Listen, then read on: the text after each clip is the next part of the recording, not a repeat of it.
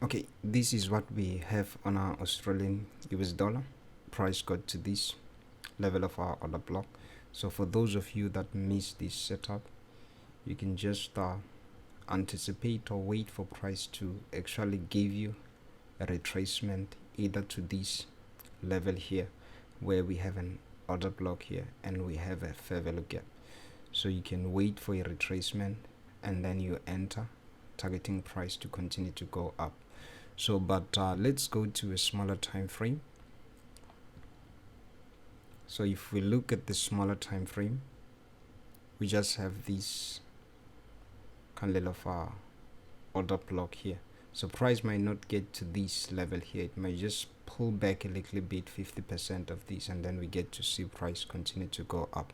But nevertheless, what you need to keep in mind is that price is going up from this level, so you're gonna be looking for buy setups. That's it for this video.